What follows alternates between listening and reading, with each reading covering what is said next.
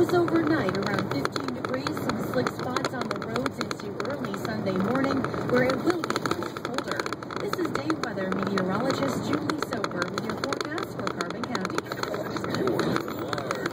Bigfoot 99, roots, rock, and cool country music.